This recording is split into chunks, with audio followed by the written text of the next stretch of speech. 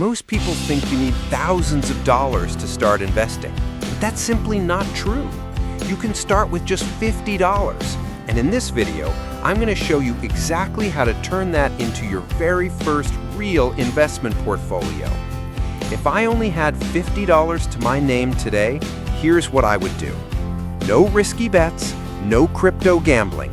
Just a simple, smart plan that anyone, yes, even you, can follow starting right now. Step 1. Open a free investing account. Choose a platform that allows fractional shares.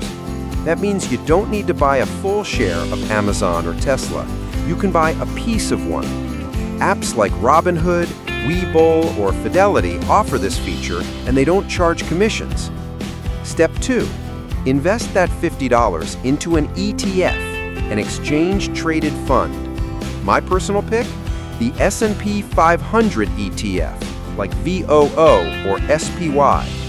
These funds hold hundreds of the biggest companies in America, so you're not putting all your eggs in one basket.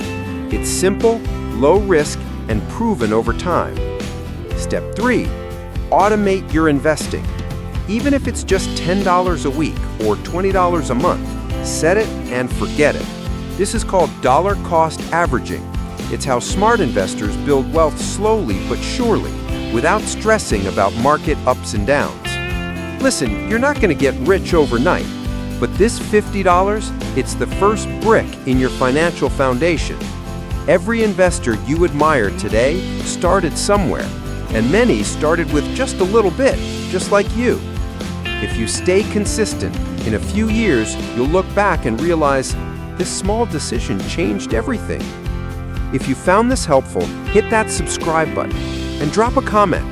What's the first stock or ETF you'd invest in with $50? Let's build wealth, $1 at a time.